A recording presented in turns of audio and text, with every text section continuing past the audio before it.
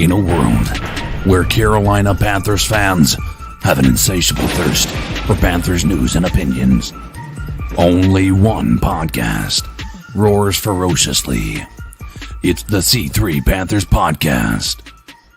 What's the deal, Panther fans? It's your boy, the Professor, a.k.a. Tony Dunn, and it is the C3 Post-Game show where the Carolina Panthers fell 21-18 in their first preseason game on the road against the Indianapolis Colts. And there is plenty to talk about despite the Carolina Panthers not playing a single starter from what it appears in this game. Maybe a special team starter could have made an appearance in this game. But that's about it. 2 turnovers on defense, and Joey Sly continues to not be a Sly of relief, struggles in this loss. So we appreciate your support of the C3 Panthers Podcast live every Tuesday night, 9 p.m. The number is 252-228-5098, where you can be a part of the longest running Panthers podcast. We'd like to hear your thoughts on today's preseason game. And I'd like to welcome in my co-host, Cody Lashney. I know you got a lot to say today. Oh, I do have a lot to say. And we did see starters because today you watched Brady Christensen kick ass the majority of the day. And I'm doubling down that that's our right tackle, folks. But listen, we have a ton to talk about. I'm excited. I'm pumped. I know you guys are. As always, we have the most lit Panther chat room in all of YouTube. Tim, Tizzy, George West, Nick Montiero, my brother, what's up? AJ Lindsay, Supreme Leader, Cephas, 10 Tizzy, The Real Zero Chill, Dat Kid 91, Tony Dunn. Ain't nothing to it but to do it, baby. Let's roll. CK's in the house. How you doing? Oh, living the dream. Listen, I know everybody is looking at this team and saying we have so many problems. You guys got to keep in mind, we destroyed this team at the first half of the game. And the second half, when it was the people that are fighting for a roster spot, is when we fell behind. That was a semi-pro team because a lot of those guys aren't going to be professional football players after the next couple of weeks. So don't let it get you down, guys. I think we have a lot to talk about. We can, I'm going to bring in some unpopular opinions about this game and, go from there. Don't forget, today's show is powered by Volta. Quit taking my banner down, Cody. Own your own energy with a Volta. If you're a homeowner in North or South Carolina and you want to add equity to your home, achieve energy independence, throw some solar panels up there and take advantage of federal and state tax credits, you need to talk to our man, Kevin Brown, solar consultant. You tell him C3 Podcast sent you. The number is 704-215-3373. Let's go ahead and jump into this preseason game, guys. The Carolina Panthers, it looked like a tale of two halves in many ways. The first half, the Carolina Panthers looked pretty decent despite not having any starters in there. PJ Walker given a full half, and for weeks, if not months, and maybe even a year and a half, 2 years, we have been discussing the potential backup quarterback battle of the Carolina Panthers, and that being between PJ Walker and Will Grier. We'll start with that. PJ Walker comes out and starts hot, 4 for 5, hits a long pass to Terrence Marshall Jr. I still don't think Terrence Marshall Jr. is fast as you guys say he is. I thought he should have been going to the house with that. Good Lord, but he did get catch from behind. He does look like an NFL player, and we should be excited about him. PJ Walker in his debut, what do you think about PJ? Had some good, started out hot, and then kind of cooled off as the game went along. Did score a touchdown finally to Tommy Tremble, and Steve Smith said that the pass was not intended for him, even though actually it was a good thing that Tommy Tremble caught that pass. Exactly, because it wouldn't have counted. But yeah, because Omar Bayless was all out of sorts, out of bounds in the back of the end zone. Tommy Tremble and a lot of rookies in there playing, showing their stuff. But let's start with PJ Walker versus Will Grier. Your thoughts on PJ's performance? So, listen, I think PJ kind of had a mixed bag today. We saw the arm talent, as always. We saw that moving to his right, he's weirdly very good. He does a good job at keeping his eyes downfield, and he's definitely not afraid to pull the trigger on those throws. The problem is that he also left a lot on the field too. Yeah, I noticed a lot of real high overthrows. And there Or was some behind. plays, yeah, or behind, or it just straight up wasn't a good ball. I think he had good pocket awareness. I liked his field vision, but he just deals with some bouts of inaccuracy, and we saw that last year against the Lions too. And Right. that's why, even though he had those 2 big touchdowns, he also had those 2 red zone interceptions. So it was up and down from PJ. Again, we'll talk about Will Greer here in a minute. I kind of wish that they would have done a little more rotating. But I think overall PJ did okay, but it's not enough to make me feel like, oh, our backup position's good to go. The Panthers are ready. If anything happens to Sam, Right. we'll have someone that'll be able to come in and pick it up. Because frankly, I don't see that from either Will Greer or PJ Walker right now. I'm okay with PJ Walker. I think right now I'm comfortable with him being the backup, right? Because if you get to the point where PJ Walker is the starter in this season, then we've probably had a lot of things go poorly. What I like about PJ Walker is continues to show that he's got the best arm on the dang team. It probably, like, when it just comes to sheer Strength, velocity, power, yeah. And he does have that escapability, right? Right. He can make something out of nothing, and we saw that happen today on that touchdown pass. So then Will Greer takes over in the second half. Now we'll start, CK, with your thoughts on PJ, and then just go ahead and move into Will Greer. So first and foremost, PJ Walker continues to show obviously flashes of being able to have a really strong arm. Obviously, I like some of his pocket presence, that he was able to escape the pocket. But I also see that he continues to be a poor decision maker, especially in the most important parts, and that is the red zone. We were in the red zone 4 times, and he failed to make a touchdown except for on one of them, and that was even an accident.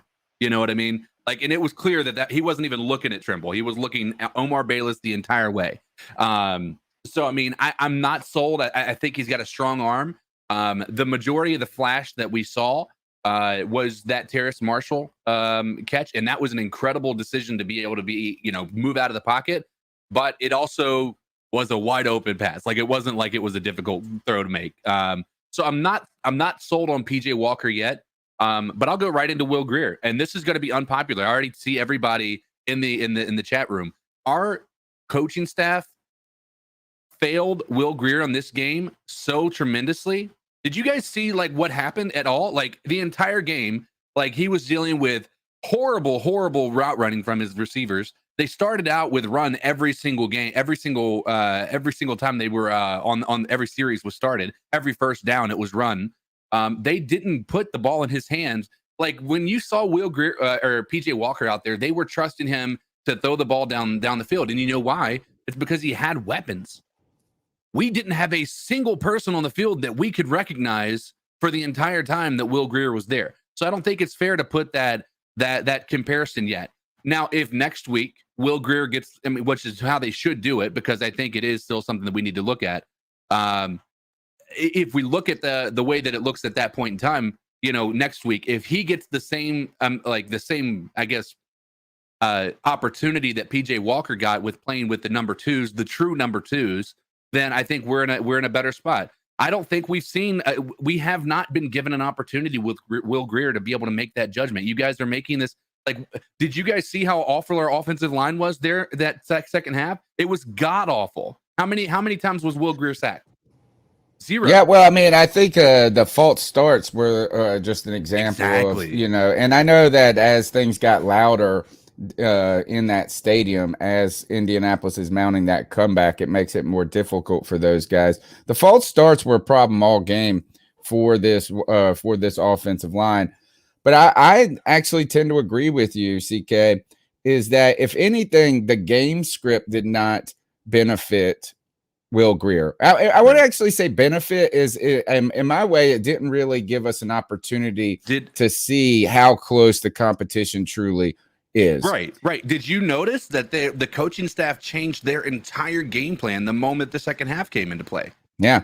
And I think the 4th and 2 play is the example of that, where you run the ball on 4th and 2, you go for it again in their territory, and you run the ball, and it's already a long 2, right? And on top of that is that you don't really, we don't really care about truly getting the first down there. We kind of care, I would think, in seeing and evaluating how Will Grier handles that situation. You did. I think also we should just remind this is that Will Grier is not one of Rule's guys, right? And this you continue to see that kind of nepotism, right? That's been going on. As PJ is a Matt Rule guy. I think there's over 10 on the team. Yep. And I'd like to, what surprised me, like Cody said, is that maybe see some more rotation, particularly with the different levels of players, right? Because if you're going to put Will Grier in a situation where he has the worst offensive line with the worst talent at wide receiver, with the worst talent at running back, it's not necessarily putting him in a position to, I guess, fully evaluate him. But what was kind of stunning to me about that lack of rotation is I felt like when I was watching the training camp coverage that I would see Will Grier's name running with the twos. And it almost seemed like Will Grier was inching into that spot in the training camp. And then they come out and they really give a lot to PJ Walker. I want to credit PJ Walker, though. I think that while you see some of the ups and downs, there were some missed plays and lost plays, he did really command the offense in a good way, right? I felt like he was decisive. I thought that his recognition on a lot of those plays was right, even though if the throws weren't perfect, right? So I do think PJ Walker at this moment stands ahead of Will Grier. Shout out to who gave us the love bomb? Grim Reaper. Mad shout out to Grim Reaper for the donation to the show. We appreciate it. And we also appreciate your support by smashing that thumbs up button, sharing the show with a friend, telling somebody about the longest running Panthers podcast out there, the C3 Panthers podcast. And make sure you join us on Tuesday nights, 9 p.m., and be a part of this conversation. We appreciate the donation, Grim Reaper, and we also appreciate y'all's support and participation in the chat. You can call into the show at 252-228-5098. All right, so maybe do you think that the Carolina Panthers may flip things up next week, or do you expect? I think they have to. I think that either I almost want to see PJ play quarter one, Will Grier play quarter two, PJ play quarter three. That's what I thought was going to happen. They should have done that. They should have done expectations. And people want to talk about, you can use this as a reason to say that Will Grier is third string. The depth chart, the coaching staff has not even named a third string quarterback yet. They've got them both listed as second string. So you can't even give them that. I think that's why next week we're going to see Will Grier have an opportunity with the twos, as opposed to what we saw this week, which is all, PJ Walker. I don't think it's do I think PJ Walker is probably a better option? Yeah, but I don't think it's fair to Will Grier to say that this was his fault. I think there was a lot of failure. He was failed on a lot of different levels from this team and the coaching staff this second half. Again, just keep that in mind. And you guys can talk about how PJ Walker went up against their twos and he still did well. Again, name a wide receiver on our team that was up there in the second half that you thought, oh man, yeah, this guy could possibly make the team. Not a single one. Well, actually, I think the scarier part would be the offensive linemen that were in front of him. And how are any of those guys going to make the team? They were jumping at everything towards the end of the game. Let's go on and move. Let's move to another sad story on this team. Joey Sly comes out and really looked good to start the game, it felt like. Right? Comes out, hits a couple of field goals right in a row in the beginning. And then as soon as he had that one field goal that barely got in, where it almost looked, I don't even know how you could, where the referee looked at the other one and said, I don't know what he saw, right? And they call it good. It was technically good. Then he misses an extra point after that, misses a field goal after that. Joey Sly, we put a lot, I think, of confidence into him going into this season. And I don't think the fan base did necessarily. But what I mean by that, there's no other kicker on the team. Right? Yeah. And so Joey Sly goes out there and in a kind of a moment he needs to really continue to show that he has more than potential, but could be a plausible player, kicker, or plausible option for this team, really struggled down the stretch in this game. Your thoughts on Joey Sly? I think that it's honestly kind of ridiculous that we didn't bring in any competition to put him or to put with him, to push him.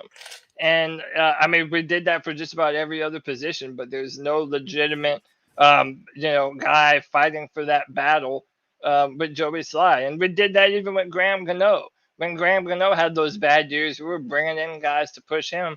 I think you're definitely going to see the Panthers look to bring in some kickers. And I've been saying this since last year, man. I don't believe in Joey Sly. Straight up, I just don't. I never have.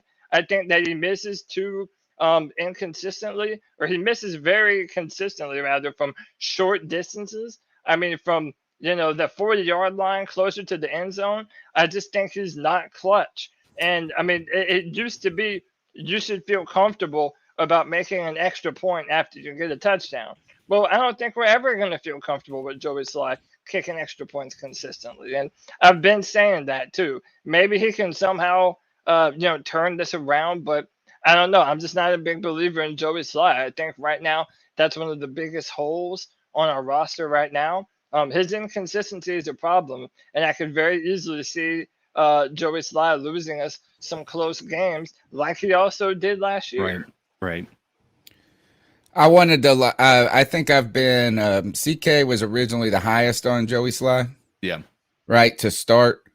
I think that I became the least lowest on him over time.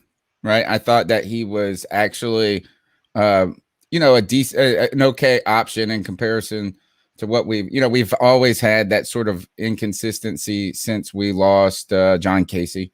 Yeah. Right. I didn't think it was any more inconsistent than Graham Gano last season at points, but I think, the team put a lot of, responsibility on him going into this preseason game. I don't think that right now I'm getting lower and lower on Joey Sly each moment. Let me ask you this. What is it about this game that made you not happy with Joey Sly? Well, I think first is that the 34-yard or whatever 40-yard kick that he missed. Yeah, the extra point. I think that was the first one. I think the miss 63. I'm starting to get to the point where I excused the 63-yarders, the 65-yarder last year just because of distance. And this year, in this game, I thought it was just another example of him just not coming through. Yeah. Right. And I think the pressure is mounting. And we talked about how he had a sports psychologist over the season. And somebody said, anytime you get a sports psychologist, you're screwed up. Then at that point, it's too late to be fixed. And right now, I'm just saying this is I haven't seen anything out of Joey Sly that makes me feel good at this point. No, I mean, that one last thing, that last field goal that he made, he barely made that too. I mean, they even said down in the commentary, it barely went in. But again, I don't think it was. I don't think it was as close as people. I think the angle made it look a little. To answer CK's question directly, I think Joey Sly's problem is his power.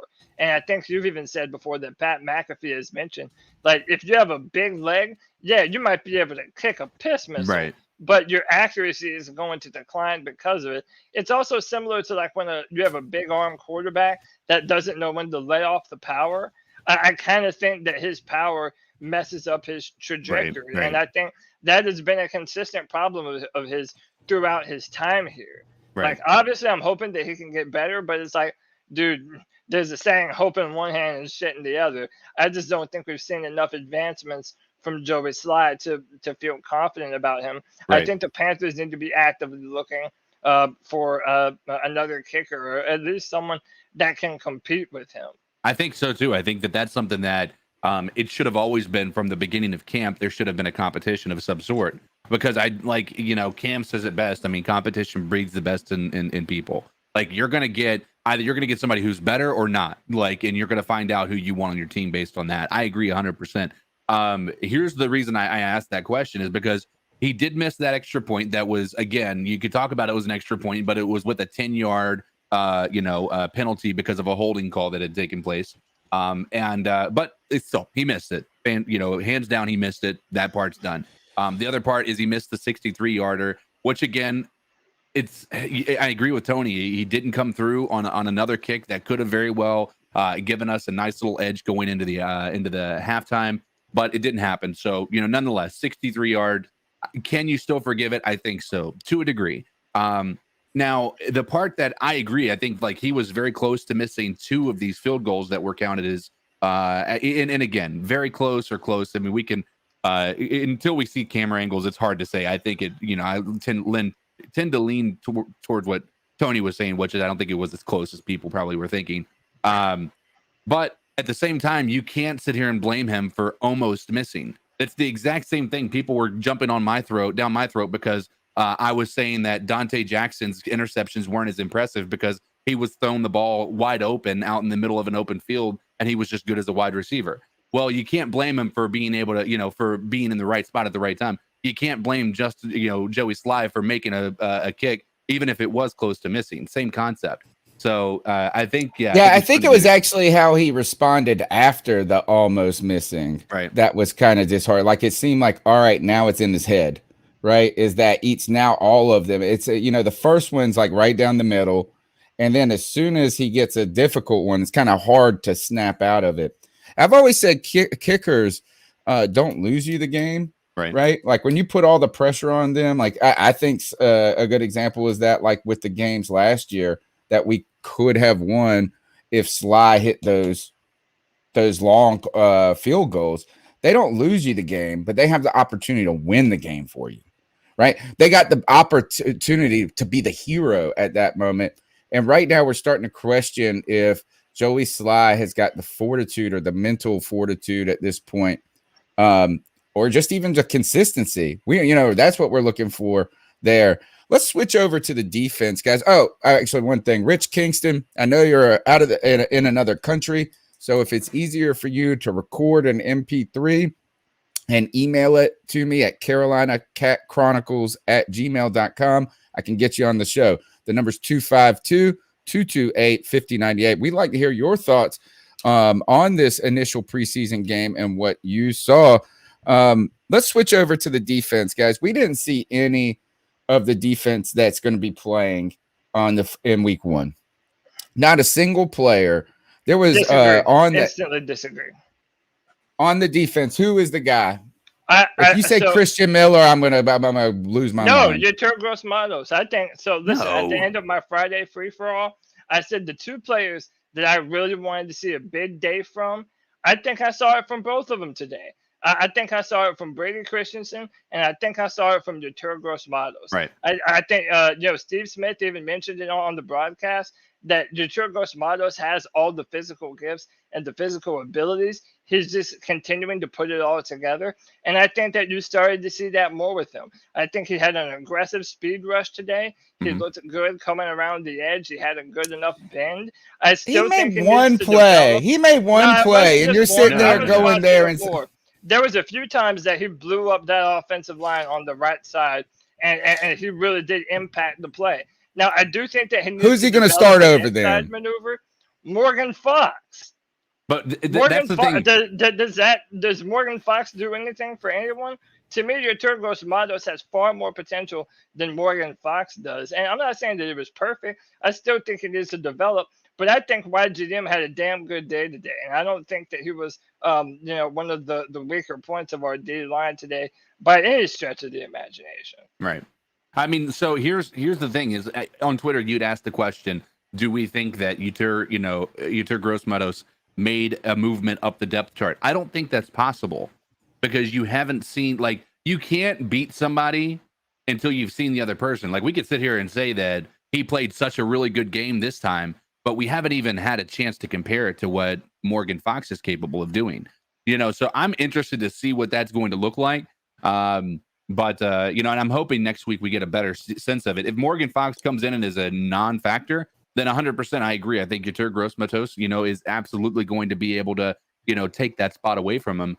But until I see it, it's hard for me to say that I'm all in on the idea of him, rotating into the one spot. I am not down on YGM That's not what I'm saying. But I don't know necessarily if what he did today gives me enough confidence right away to say that he's more than a rotational player at this point. Right? I mean, maybe he will become that if he gets the opportunity. Morgan Fox did have a pretty decent year with the Rams last year, right? So, and he didn't play today, right? We got some insight onto what the staff believes are the guys that are making this team, regardless of anything today. And I'm not saying that YGM is in question, but if Morgan Fox is too, right? And so it kind of will depend on what formations we're running. Right. Are we in the 3-4? Are we in a 4-3? Those types of things. And yes, YGM has come out and said that he has been working on his power game. Right. And that's important. Right. He's put on weight and he's trying to become a power rusher. And that's smart because that's what you need on the other side of Brian Burns. Right. Right. Did you guys see Brian Burns, Christina Balboni interviewing him? Somebody get her a damn step stool, please. This poor girl had to hold her arm up like she was holding a dang, I don't know, some kind of torch.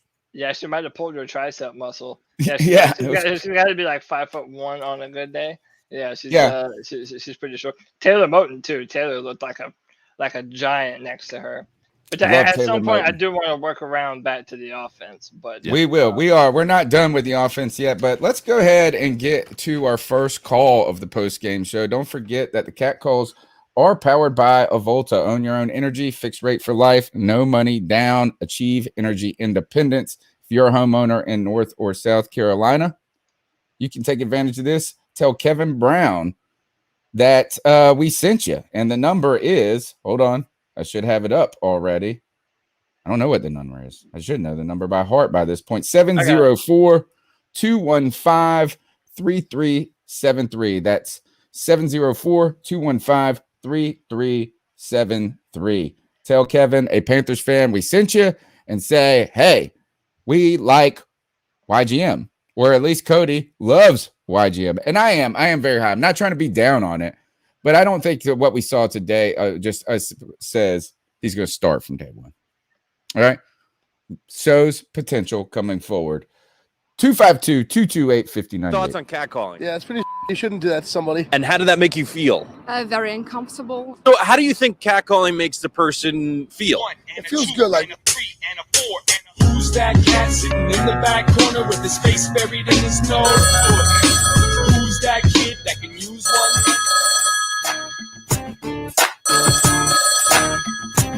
The sound is gone. How is the sound gone? No, I hear through. Oh, okay. What did I say? I don't hear the call. Oh, I haven't started yet. Oh, yeah. Guys, it's Rich in England. First time in ages I've called in.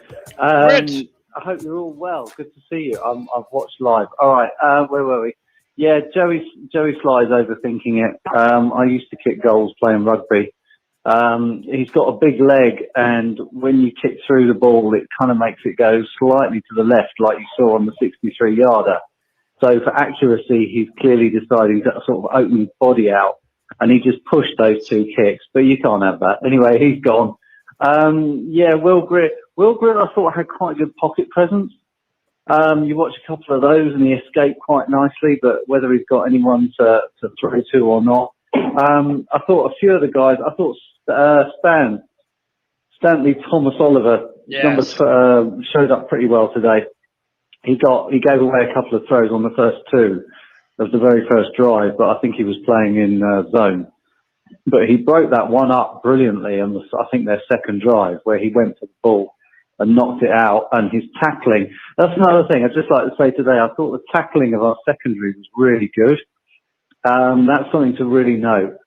Because that's been a real weakness, and it looks like that might well be something they've worked on. So have a look at that, see what you think. I think as a thingy, that was great. There's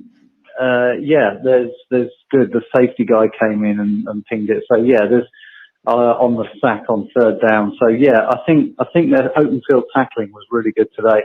Our guys that started the game, the edge rushers. So the guys that aren't first team but are clearly almost first team players. I mean, I think our edge rush is going to be monstrous. If we can hold up in the middle, and talking of the middle, Phil Hoskins in that third string stuff was absolutely dominant, more so than Nixon and Roy were. So that's an interesting little twist. Is that the big I'm snack trying to get guy? a lot in here in the Yeah, 3 big minutes. snack. But yeah, our edge rush. I mean, Frankie Luvu, Miller, Marquise Haynes. Marquise Haynes is a first team player who comes in sub packages. Yeah, And he Marquise absolutely monstered them today. He was virtually sacking the guy every single time. Anyway, so no, some positives. Not sure about the coaching. I mean, the fact that we're kicking field goals all the time, maybe we should at least try on fourth down in the preseason. You know, what was the point in trying to kick field goals to win when we lost anyway? You know, surely this is practice. Preseason is practice. I don't know what your thoughts are on that. And lastly, Matt Rule treating everyone like children with his "don't beat yourself, run to the line and tap it." Well, where the fuck was that today? Seriously, how many? I mean, 3 penalties in a row for false start. The man wants to train to coach kids. I've always been a bit skeptical of his approach, and I'm not entirely convinced. All right, that's thanks for the call, Rich. And again, Rich, anytime you want to call in to save a buck from across the pond, you can just email me the voice file at carolinacatchronicles@gmail.com. And this season we'll be working in the Discord and some things another way that you guys can be a part of it. The Discord link is in the show notes. Where do you want to start with that call? Is that I think we've talked about Joey Sly, is that we kind of I think we're seeing what Joey Sly is, right?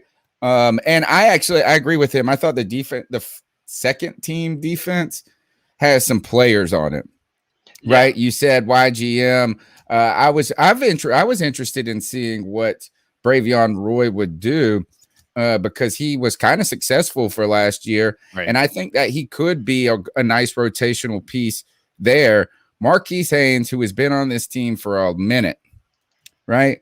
I mean, Marquise Haynes has been he's kind of a lot of people have kind of compared him to a Mario Addison type player, a guy who is going to come into his own, you know, a little like a late bloomer of a type player. Had a big strip sack today, was getting pressure continuously around the edge. And Stanley Thomas Oliver, another person that people were high on. I thought he played he played very well today. I thought that Sam Franklin made some decent plays. That one big stop in the backfield. Chandler, I think. Sean Chandler. Yeah. Fantastic play. Yeah, he fantastic read that very play. well. That was a perfectly timed blitz. And that's what I see. Like that first half, if that's any indication of what Phil Snow has in store for our defense, I think we're going to be happy with where our defense is. I think our weakest part from a coaching standpoint is, you know, I know this is going to be unpopular with Cody. I think it was great for a minute, but I think it was Joe Brady. I think Joe Brady became less explosive or less. He became too conservative as the game went on. He was very explosive and very risky early on, but he got way too conservative as the game continued. I do think it's important to remember that we should expect vanilla offenses in the preseason period.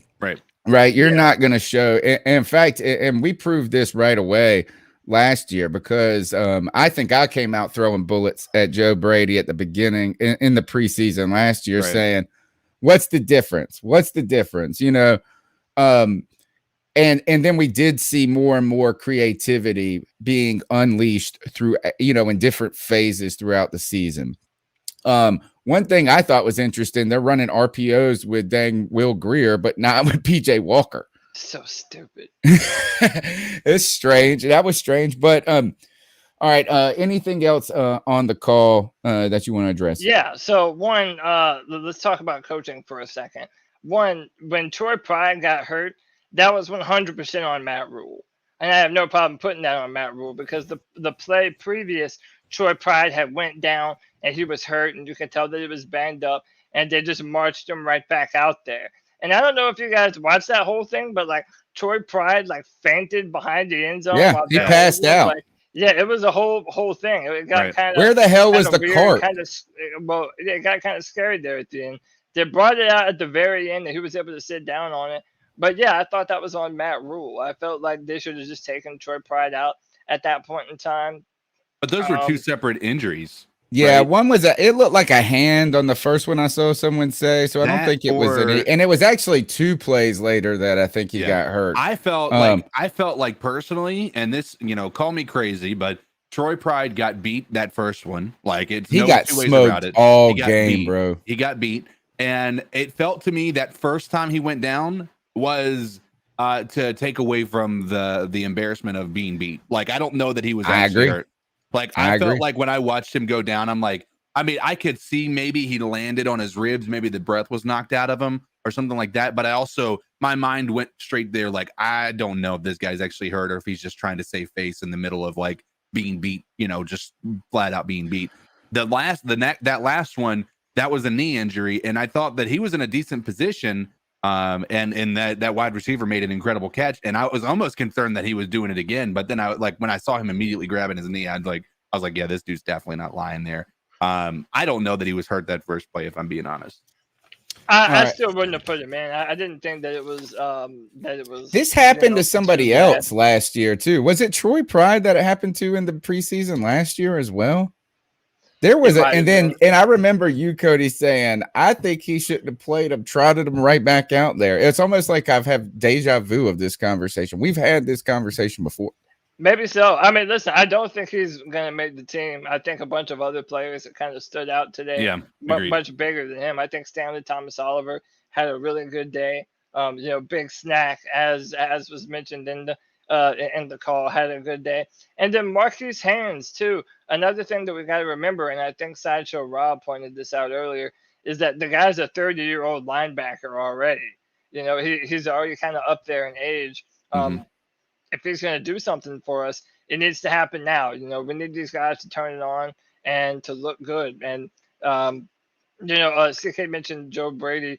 I also think that whenever Joe Brady has a hesitant quarterback under center, you're never going to be able to see the true dearth of what Joe Brady is doing. Right. And, again, I've never been a big believer in Will Grier. I think he's had too many chances, too many opportunities. I think right now the fact that he didn't start over PJ Walker is an indictment on his skill. I can also go back years and look at all the players that he hasn't beat out. He's never beaten out PJ Walker, Kyle Allen, Taylor Heineke, hurt Cam Newton. I mean, and essentially he was drafted to be the backup plan in case Cam Newton got hurt in that 2018 or 19 season.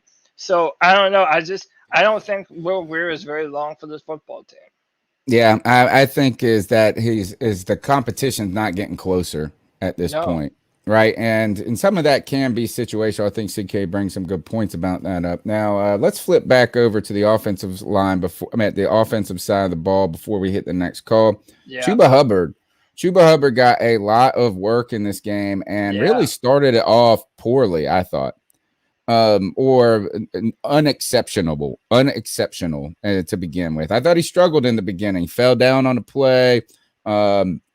Didn't show anything fantastic in the beginning, but then was it a third down or a fourth down play? It was a third down run that was looked to be stuffed away, bounces it and takes it like 60 yards. You start to see some of the, I guess, what the coaching staff wants out of them. I thought they fed him the ball a lot. And then you also saw on a fourth down play, they threw the ball to him and he didn't catch it. Right. And that actually led to the 63-yard field goal attempt by Joey Slye, which would have been shorter. And I'm not using that as a defense of Joey Slye. What do you think of Chuba Hubbard's initial performance? I drafted him in my fantasy league late because we're a dynasty league. So you're trying to find gems late down the road that somebody who can become something, maybe not this year, but down the road or with the opportunity. Your thoughts on Chuba Hubbard's first appearance? I'll let you go, Cody. Yeah, I kind of echo the sentiments of the chat going here. My man needs to get on the drugs machine. I mean, really, if he wants to make a team, I think there's no better way to ingratiate yourself to a team and by showing you can also catch passes. and I think that he definitely dropped a lot of passes today. Right. But listen, I also can't lie. That man showed up in a lot of big ways, and I think today was a good first step for him. He showed a lot of effort and not letting that play die and breaking off a huge play. And he was known for doing that kind of stuff in college. And if we can kind of emulate that same success for him here, but also have certain specific downs and specific packages where Chuba is incorporated into our game plan, I think that would be awesome. You're also not running him into the ground. I do think that as time goes on, he's going to continue to fight to take that number 2 running back spot away from Reggie Bonifon. And I'm excited to see his progress because I do think he's a powerful runner. He runs very strong. He doesn't have breakaway speed, not even like what Christian McCaffrey has, but he does have power. He can bowl you over. He does definitely have to get better at catching passes, and that's something I hope to see him improve on. But I think today, overall, if I had to rank good or bad, I would say Chuba Hubbard had a good day. Like Right. he accounted for more positives than he did for negatives. And I also think PJ Walker missed him a few times too. And he dropped the ball, no doubt. Had a touchdown taken away. Yeah, and he had an extra point taken away. Or no, it wasn't. Maybe it was the the 2-point conversion. Yeah, it was the 2-point conversion that was taken away. The part that I like to kind of, he had that 60-yard run, right? Yeah. All right. Do you guys know what his stat line, if you took that one play out of there, was? 24 yards probably. 21 yards on 6 carries. He wasn't great, right? But I think it also, when you look at some of that, like our offensive line wasn't really doing him a lot of favors on the run game. So he wasn't really getting a lot of giant holes. And even that one big run he had to create by moving to the outside. That was very kind of a patient way of handling that, I think. But like I said, I think that like we look at those 60-yard runs and we're like, oh my gosh, this guy. I mean, I was watching that and I'm like, I thought he did a great job getting outside, but I don't think that when I saw the other plays, I don't feel like he was a game breaker. I think he was nervous. I think he was nervous to start. He fell down. He's kind of, is that the first run he didn't break outside or he couldn't get very much on the outside. I think he was nervous. And after he busted that long one, he started what I thought it felt like to settle in. Right. And what I mean by that is there's 2 other plays that showed that to me. One was the 2-point conversion play, which was a nice run where they had no chance of getting him. The second one was he broke another one up the left side where he made a decisive one cut and go, right, that I felt was pretty good. I thought the coaching staff gave him the ball a lot of opportunity here, and I think that they are clearly invested in him, and they see a lot. Now, you guys bring up a lot of people I saw said, well, Reggie Bonifon should be the number 2. Right. I've seen people seeing this. I think Bonifon, I didn't see him play today. He got hurt in the last practice. I think he's dealing with an injury. Yeah. And I think that's why I think we would see something a little different. And they said, hey, let's give Hubbard the reps here. Any other thoughts on that before we go to the next call? No, not on that specifically. I want to talk about this O-line. Yep, that's what we're going to after this call. Let's see if they lead us in or what we got to do. What up, C3?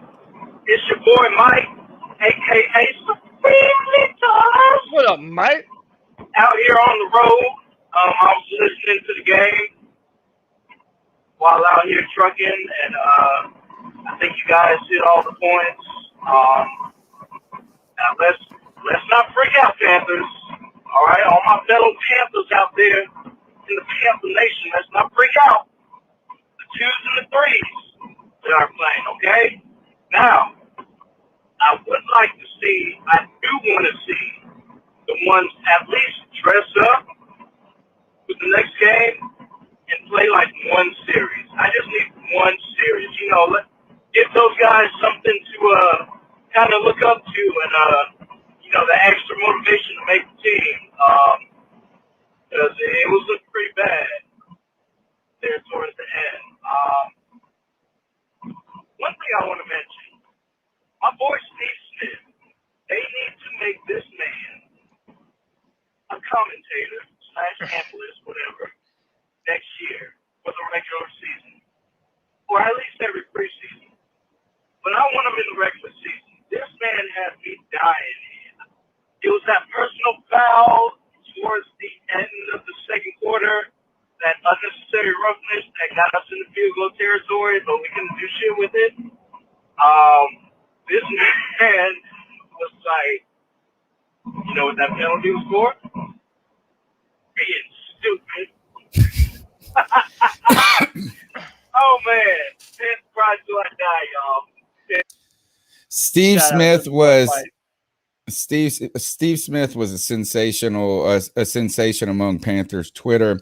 Among that was his conversation about that. My favorite was the play before Troy Pride really got hurt. He said that I think that what got hurt there, remember when CK said that he looked like he was injured to save a little face, is Steve Smith says what got hurt there was his pride. Yeah. That was a good one. And then the taunting call, which I'm with you, Cody. I saw you tweeting about this. Is that I wasn't feeling the taunting call despite it benefiting us. It didn't even seem that much. Now they are big on what you say specifically, Right. And if you use the N-word, that's going to be a penalty no matter what, right? I mean, if they hear that they're going to throw that. So I don't know what he said, but it didn't look over crazy to me. So is that what Right. it was? It was the penalty for him saying the N-word? No. I'm saying this is that to me. Yeah, we don't know what was said, Because but if I it was thought that just it was him reflective. celebrating, that wasn't enough for me to be that, particularly after him dragging this pile for whatever yards. Is it because and I feel like there were moments where we were on the opposite end of this, where we were doing this and they didn't call it, where I'm wondering if it has to do with standing over top of him, looking down and, just flexing out on him. I didn't even feel like it was that, though. It didn't really look like much to me. It was for a split second. That's exactly what he did, which is what I thought maybe it was. But you can't do that. So it might have been that. But that still is such a small thing. Even when you think about the interception, when we run back and we, go into the end zone and flex and, things like that, how is that any better? I think that it should be allowed. This is a game of physicality and emotion. I don't know why these guys are making this such a premise. Every person in the player or in the NFL wants to play like that. And the only people who care about it otherwise are the officials or the owners, whoever's, making these decisions. I don't get it.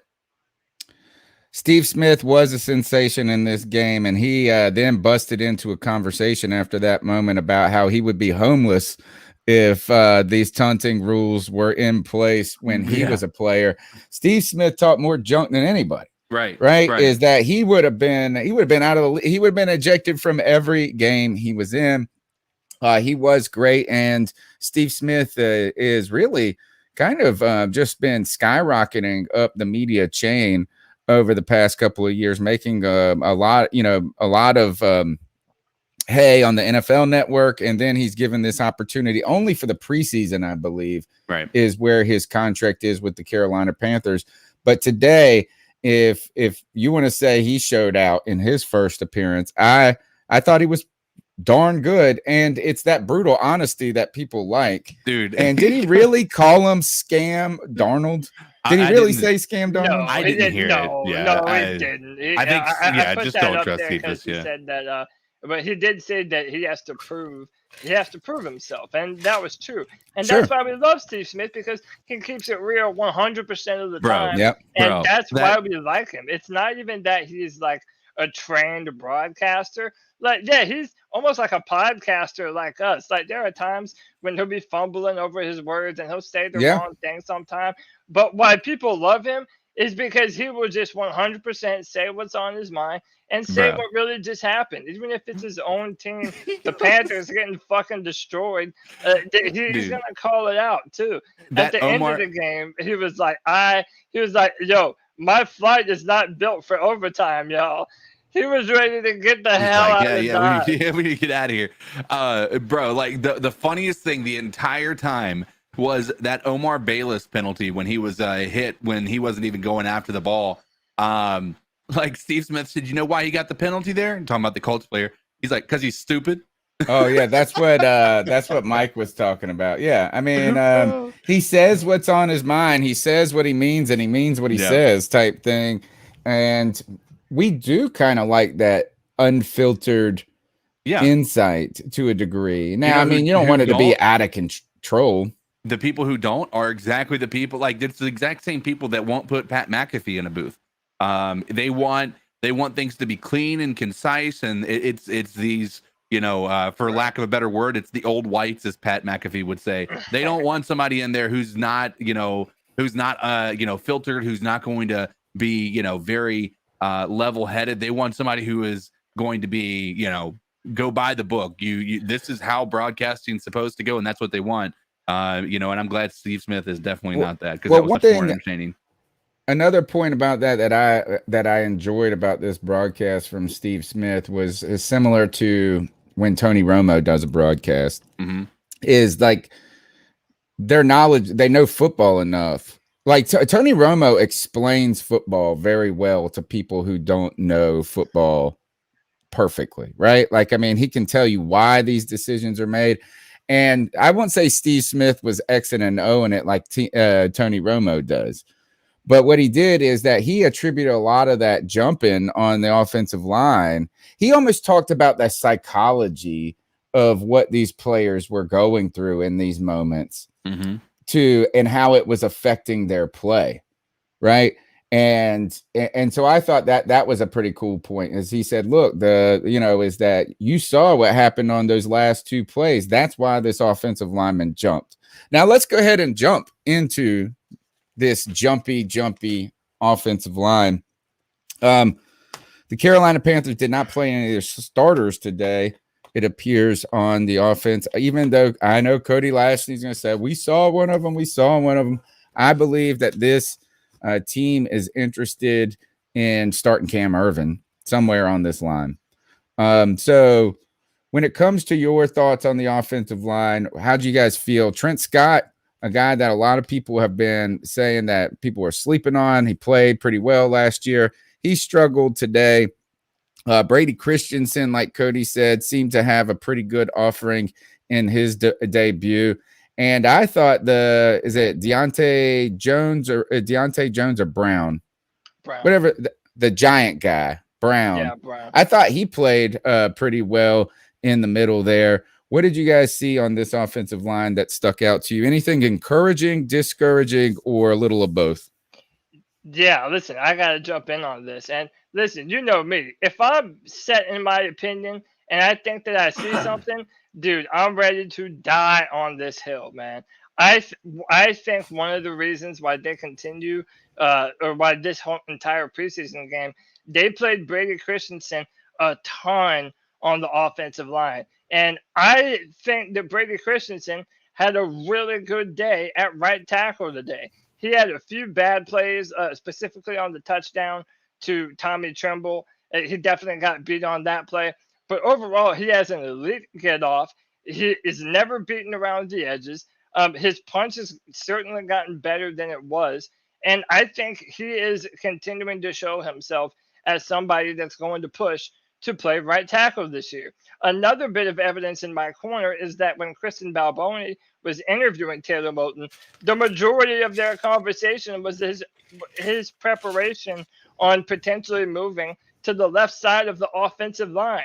I think that this is what the coaches want to do. And the reason why I love this preseason format is because it does give the game more than just a preseason feel. Like, you have a bunch of ones and twos that are essentially playing the entire game. They're getting a full playbook. There's more of a script that they're trying to follow. And we got to see a ton from our depth today, which is going to be our meaningful, backups going into the season. Now these guys have gotten even more reps. They're going to continue to get more going forward. I personally love this idea of doing preseason this way. I know everybody wants to play the starters and everybody wants to see them, but I think later on in week 3, that's when we're going to really see our starters. But I'm telling you, man, our coaches want to put Brady Christensen at right tackle and Taylor Moton at left. And I don't know if it's going to happen. Well, then what's Cam Irvin? They like Cam Irvin, dude. Where's he going to play? I don't know. They like Cam Irvin. Just because you saw Brady Christensen out there playing pretty well today does not mean they dislike Cam Irvin. I think if anything is that if you're right with Moton on the left, I think Cam Irvin's going to be starting right tackle. I can even see a scenario where Cam Irvin is the starting left tackle and Moton is on the right tackle spot, and they are getting him in there in case something happens. Cam Irvin thus far has not been very impressive in practice. All the reports and apparently he's dealing with a shoulder injury. Again, listen, I feel the same way about Cam Irvin that I felt about Russell Okung. They're injury prone and they're not really good enough to play left tackle. And I think that Russell Okung was good enough to play left tackle, dude. He played left. We just got him in the twilight of his career. From doing that. Not when he was in Denver. He was a Pro Bowler in Denver and then a Pro Bowler again when he went to San Diego at the time. It was just we happened to get him. We got him 5 years too late. We had the opportunity to get him instead of Matt Khalil. We got Matt Khalil. So, I mean, in some ways, I think like a long in the tooth Russell Okung, who has at that point had struggled with injuries. I just don't think it's fair to say that Russell Okung couldn't play left tackle when he was a Pro Bowl left tackle. But is it really out of the realm of possibility for people to believe that Taylor Moton might just end up being the best option that we have at left tackle on the football team? No, it's not out of the realm of the possibility. They wouldn't be trying. I mean, but Steve Smith even talked about the difficulty in changing positions. And for the last 5 days on Twitter, I've seen people cry and complain about offensive line not being interchangeable parts, despite us always interchanging them as the season goes on.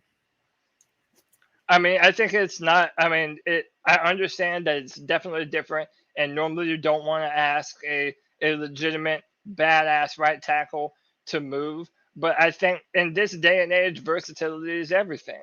And I think Taylor Moton is down to do it. He even said in the interview that he's been preparing to do it since before training camp. He's been taking reps at left tackle. He says that having guys like Brian Burns and Hassan Reddick going after him all the time is obviously good for his growth, and it's helping him to learn the position better.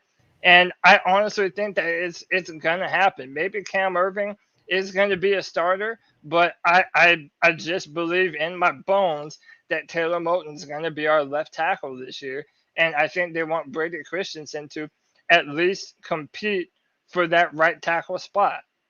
It was nice to see him playing right tackle rather than right guard. Yeah. Yeah. But they even had him at left guard, and he was definitely better at tackle than he was at guard. And I would be interested to see if didn't he play left tackle in college? Yeah, Christensen played left tackle at BYU. I wonder why they aren't. Is there a reason that they didn't try him at left tackle today over Trent Scott? I'm hearing arm length, but again, to me, the whole arm, it wouldn't surprise me because apparently it's a really big deal amongst coaches at the left tackle position, and I understand why. It's not lost on me. It's important to have long arms, but that's one of the reasons that I'm hearing that they want to put Brady Christensen on the right side. Again, I don't know how much truth there is to that, but a lot of people were saying, why not let Brady at least have some reps at left tackle? Yeah, I wouldn't be opposed to that. Yeah, why? Yeah, I don't think anyone would be opposed to that. I hope they do it. If you're going to play him at left guard, well, then fuck it. Slide him over one more time and see if he can hold it down on the left. He has an elite get off. His kick set is really, really good. I know people are talking about the run blocking being poor in this game and really the run defense. But before we get to that, I'll tell you one person who again, I think is going to struggle to make this team is Greg Little. I agree. Yeah. I think so. I mean, he played with the bums. He played with the bums, and they were still really bad. Like, And it looked wasn't like like a he bum. added anything to that. Yeah. He looked like a bum amongst bums. Yeah. Also note on the, I'm not overly concerned about the run defense at this point, given that we did not have anybody in the second and at the linebacker or the second level playing today that's going to start, right? So I just now it is concerning if we have some linebackers go down, because I couldn't tell you one name at the linebacker position on that played today. Well, that I couldn't tell you one name. I don't feel like the linebackers like were an asset at all either. Like, it felt like they were absolutely a liability, in my opinion. There were a couple of good plays, but they just did not. I did not feel like these guys were out there just breaking up plays left and right, calling out the offense. Which, again, a lot of these guys were just signed a few days ago. So Sure, but it really, I think I was on went on vacation to Cancun. The snake nest is what it actually translates to in my end this past week. But I peeked at y'all's show title and about the lack of depth, right? And I think the linebacker core is a position group right here where we can see that right away. First of all, they're kind of, I wouldn't say I'm very hype about Hassan Reddick. And I think there's going to be a lot of it's a lot of good things are coming out of it. So I'm very optimistic on him. But throughout his career, they've struggled in Arizona to find out how to appropriately use him. And to me, it seemed like when he was having success last year, he's more used as a stand-up Russian kind of defensive end, that they called a linebacker. Yeah. I think the pressure is on Shaq. This team, they love Shaq more than this coaching staff loves Shaq more than anybody, especially more than me. If Shaq Thompson not only needs to play pretty damn well this season, he's got to stay healthy. And I'm not saying like he had, actually, I think early in his career he struggled with some injuries, but it's just imagine if Shaq, it's already going to be bad enough if Shaq ain't great. If he's absent, good Lord, what are you going to do? Yeah, our linebacker depth is I named the Friday podcast Panthers depth chart is shallow. And yeah, that's the one I saw was from Friday. That's right. Yeah, and our linebacking core right now is not very deep. And again, you have to even consider guys like Lulu and Christian Miller. Like, those guys were more pass rushers and blitzers than anything. Hassan Reddick's primary role is going to be more of an edge rusher type. And we're going to have him standing up more. So I could also see him being used a lot on third downs. But that's why I thought it was really important for somebody to step up, like a YGM or a Christian Miller, somebody to be able to hold up on that end of the defensive line and really set up a strong physical run. Because even from that position, like Hassan Reddick, he's not the biggest guy in the world. So him against a big tight end or even a left tackle, those aren't advantageous matchups for him. So I really think our linebacker depth is a concern right now. And listen, let's just keep it a buck, man. Like, a lot of us have been very disappointed in Shaq and that he isn't more that he is. And he's such an important part of our defense right now, seeing as how he's one of our most tenured veterans. He's the de facto leader of this defense, unless you want to say maybe Jeremy Chin has stepped into that. But they asked Steve Smith. Brian Burns. I think Brian Burns could easily. I think it's Brian Burns is. I think we should start saying that. Is that Brian Burns is the leader of this defense? I think they want it to be Shaq Thompson. And, I have no doubt that he is a vocal moral leader. But, I don't think that he's a full-time inside linebacker. And that's what we're really needing right now. The fact that we haven't seen Perriman is also a problem because, again, we just don't know what we're going to have from him.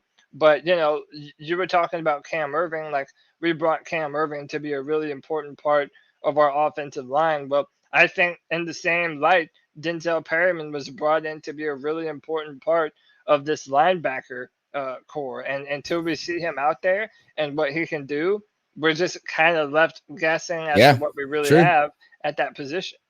And when we had guys on from the Charger Chat podcast, they kind of highlighted Perryman's inability to stay healthy as being one of the the downsides to him is pass coverage type liability and being not staying healthy.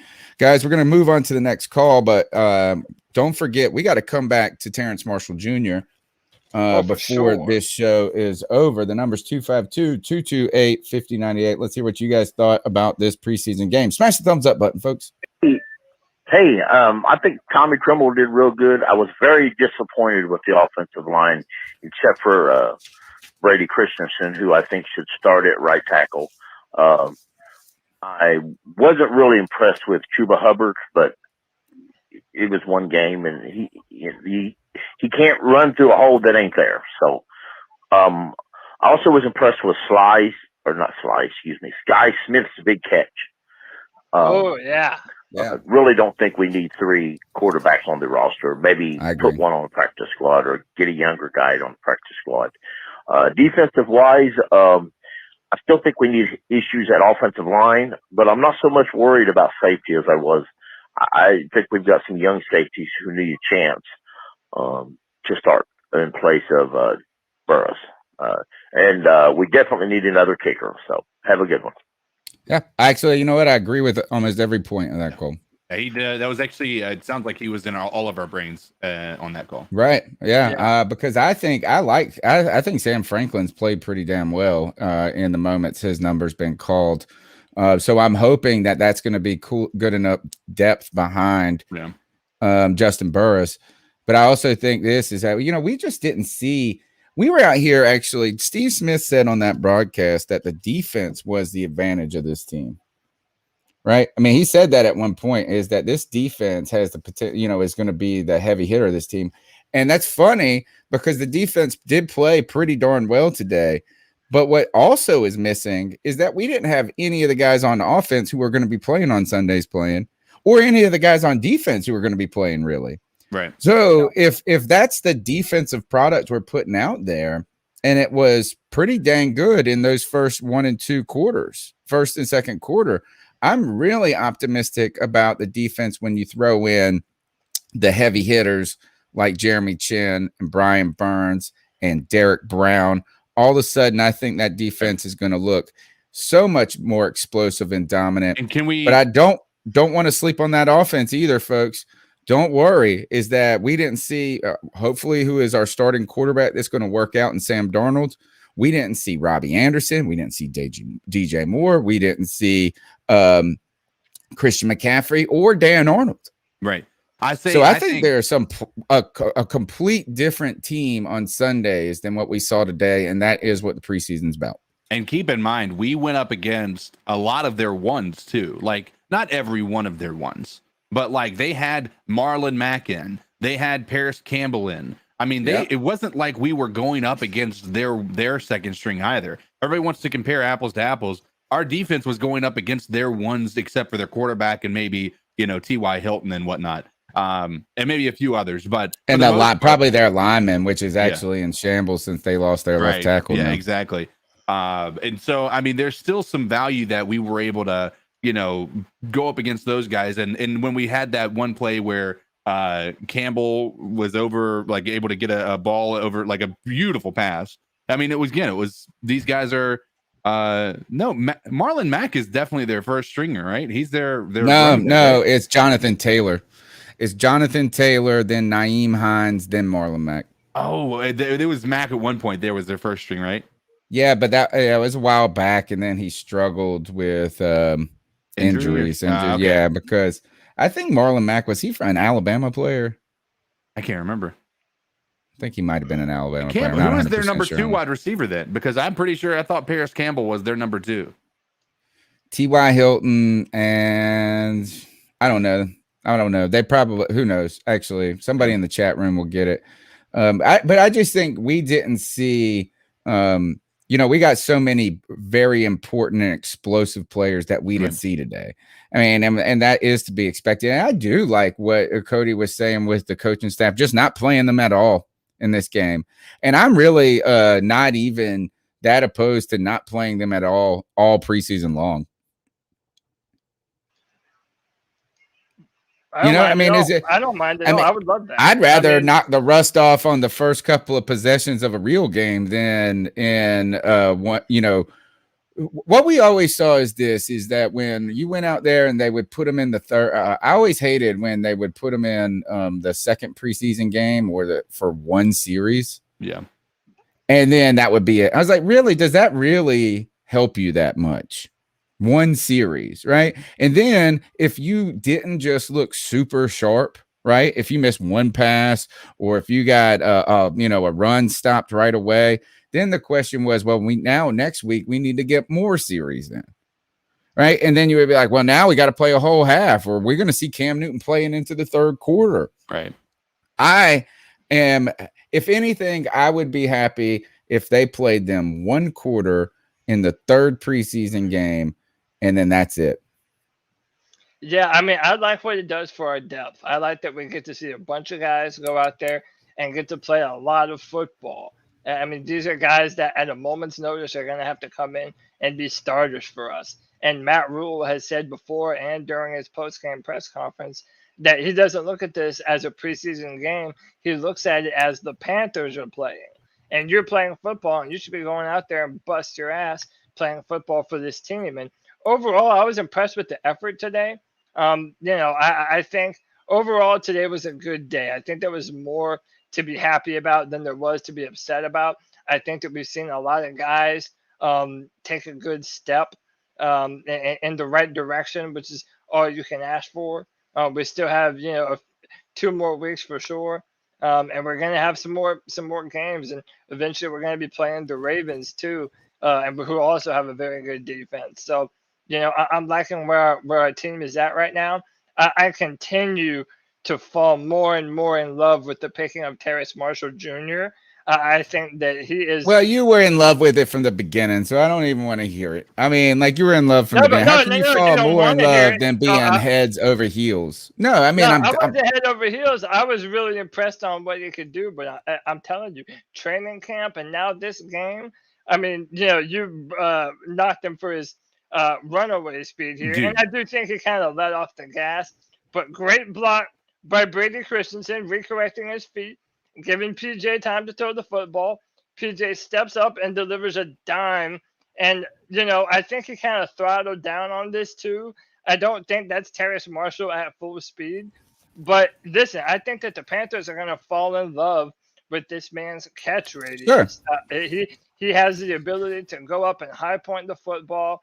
He's an aggressive hands catcher. That's another thing. He's not a body catcher. He doesn't let the football come to him. He has really good hands. And, I think he was also open a lot of times today, and the quarterbacks just didn't target him. And I think that over the course of the season, I think they really tried to work him into the game too, though. I think they tried to work him into the game plan. Yeah, he was the guy that they said, "Man, let's get him the ball." The most impressive part about that part right there is his awareness of the scramble drill. Like, that wasn't his route. Like, he knew what he was paying attention, and he knew as a rookie that he needed to go ahead and maybe force himself to be open for a nice little outlet for PJ Walker. And he just was able to just blow that coverage all get out. I mean, the coverage wasn't bad initially, and PJ Walker was able to escape. And because Terrace Marshall was able to actually see that, he was able to do his scramble drill and was able to get wide open. It was a beautiful play. I think I was regardless of the actual the catch or the pass, or the most impressive part about that was his awareness, in my opinion.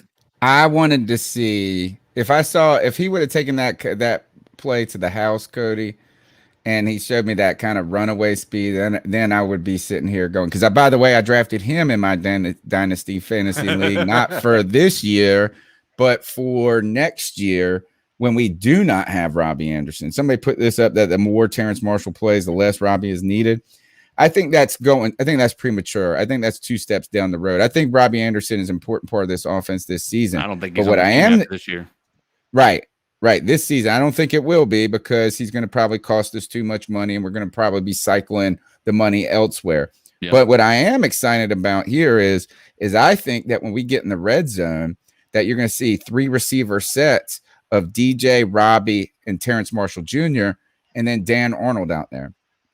And then I think that Dan Arnold and Terrence Marshall Jr. bring you the size and presence in the red zone that DJ Moore and Robbie Anderson don't, right? And then I think you're going to see one thing, though, from Robbie Anderson this year that you didn't see last year, and that's the home run balls. Yeah. Right? Is that Robbie Anderson, if anything, overplayed his what we wanted him to do last year when he became a possession receiver because of his quarterback.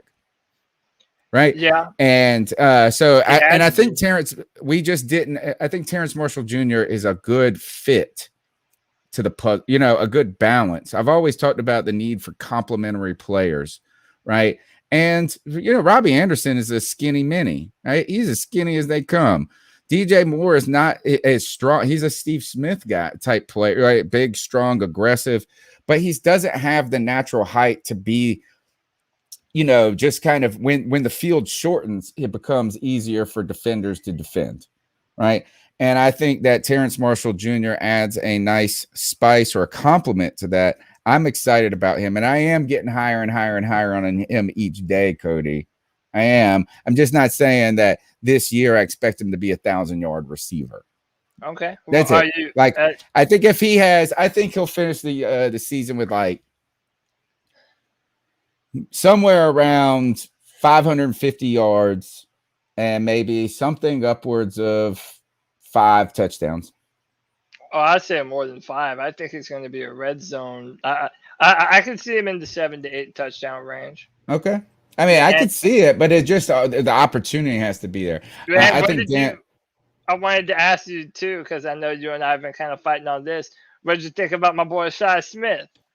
I think he made a badass catch, right? Like the footsteps. He heard the footsteps coming, and he still pulls it down. Gets rocked. It is nice, and there was a play not long after that where he was in the slot, and even Smitty said this, is that Shi Smith, I wouldn't be surprised to see him in the slot here. Then he goes and he's wide open immediately. Now, PJ Walker was under duress immediately in that play, so it didn't pan out. I mean, look, I'm excited about these players. I just want to kind of calm expectations of rookies. That's it. Is that I don't like us getting down. All right. If I'm trying to calm expectations, it's partially because I don't want us to overly get down on players too quickly. I thought at first that we did this a little bit on Troy Pride Jr., but now going into his second season, and an opportunity for him to step up and be a big player. He got smoked today. Now he is hurt now, and it's a different story. So if Terrence Marshall Jr. comes out with 350 yards and 2 touchdowns, I'm not going to see it as a bad thing right away. I want it to be more. And if Shi Smith doesn't really make a giant impact on this team, I'm not going to write him off as a poor player right away. That's what I'm kind of trying to temper the expectations when it comes to these players. Brady Christensen, is that it's exciting that he played well at right tackle today. But I want to see him, what he can do in his second and third year, unlike Greg Little is trending the wrong direction. Yeah. Right. So that's my kind of point is I just don't know. I just want to say calm the talk on Terrence Marshall Jr. taking Robbie Anderson's spot this season. And Matt Rule has even said that. We know who our guys are there. We feel confident in those guys. Yeah. Hey, real quick shout out to hey man, this is essentially my co-host on the Friday Free For All. He's been there for every single one of them. My brother Nick, he said happy we were able to see guys that have had 0 or next to no snaps in the past. Any of those guys stand out and possibly start in your eyes. Keep pounding everybody. Appreciate you, Nick. I've already kind of made my feelings known. Did anyone? I mean, Tony already made his known too. He said none of these guys were starters, but not day one starters. Is that I like even Terrence. KK Short. Yeah, all right. Terrence Marshall Jr. Right, I could see like number 3 slot. Yeah, Yeah, I mean, but when they put the starting lineups out, they only put 2 wide receivers usually. The left, is that I think Trimble. I don't think he's going to be, I think they're only going to list 1 tight end as a starter. And I think it's going to be Dan Arnold. I think he solidified that. I think it was not guys with 0 reps that impressed. It was the guys. I think Stanley Oliver Thomas played well today. Yeah, thank you. And I'm high on Sam Franklin. I always think he's played pretty well in limited moments. Brady Christensen. Cody thinks Brady Christensen is the day 1 starter. I don't know if it's a day 1 starter, but it is nice to see him perform pretty well in his first game. And it's also pretty well interesting because a lot of people said that was a poor pick. Yeah. The Christensen pick? Yeah. There's a vocal group of people who said that he's overrated. Yeah, everybody in the 4-man rush. we were fighting in the chat room before this too. Hey, listen, I like to call my shots. So again, I also want to clarify. I don't know if Brady Christensen is going to be the day 1 starter at right tackle. What I'm saying is that it's going to happen this season, and I'm betting on it happening much sooner than later. And by the way, I also reserve the ability to change that opinion after these next few games. If I think that I'm continuing to see progress from Brady Christensen, then I might just say I think that's the way it's going to be before the season starts. I have a question though. Okay. Yeah, I was going to ask. I mean, because we're talking about this, who we think is going to be starting.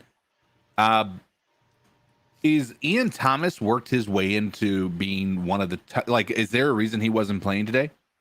Ooh, great question. So I believe he's listed. Let me pull up the depth chart. I think the depth chart, they have tight end 1 and tight end 2. Do they have Ian Thomas in the tight end 2 position? They got to.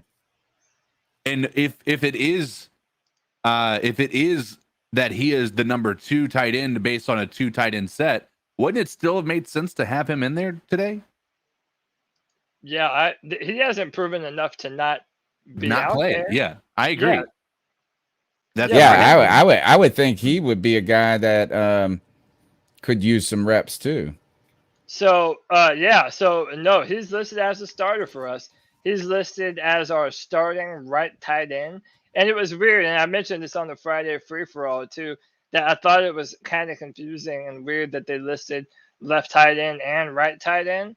But they did. Ian Thomas is listed as a starter, so I guess that was the reason why they didn't play him today. But it's not what I would have done. I wanted to see some more of him, but maybe they consider him to be a very important part of this offense going forward. The thing that's interesting is they've got Colin Thompson, right? That's the other guy.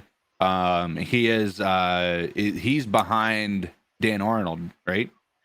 He's the number 2 behind left. Colin Thompson is he's number 2 behind Ian Thomas. All right. And Tommy Trimble is number 2 behind Dan Arnold. So I feel like Colin, we have seen more of what he's capable of doing than we've seen from Ian. I feel like we have less to prove from Colin than we do from Ian. So why wasn't I feel like Ian should very clear. I mean, I know I don't even know who Colin is. I mean, I don't really know him either. he's been on the team for a little bit now. I mean, he's not like an impact player or anything like that. I think he is more of that blocking specialist type tight end that's not really going to offer much along the lines of like helping from the blocking game, but or helping from the passing game. But I feel like I would have much rather have seen Ian Thomas than Colin. If I don't think that he is like a super protected starter, Ian Thomas, but I don't know if him getting hurt would be helpful to this team at this point. Is that they kind of need him to be a body there. We don't need to put too much pressure on Trimble too early. Let's go ahead and shout out this love bomb from the man that was here. Thoughts on the bye week? He says, coming at week 13, injuries and such. Smitty brought it up during the game. I don't know, but towards the end, I saw Okay, so let's just address that first, and then we'll get to the other end of the comment. As the game went, and it went on as you saw. I think he was talking about it with the Troy Pride injury. Is that as the season, you're going to get guys that not only get nicked up, get banged up, and becomes problematic. The placement of the bye week seems to be advantageous at times for certain teams. 13 might be a little too late, but I'd rather have 13 than week 5 exactly or 4. I think it's important, and the reason I say that is the addition to that extra game at the end of the season. I think that I think having a break there at 12 is probably going to be very helpful, especially for that very tough final stretch that we have. Like our final 5 games are not easy. Yeah, the final 8. I would like to see the NFL move to 2-bye system. I thought they would.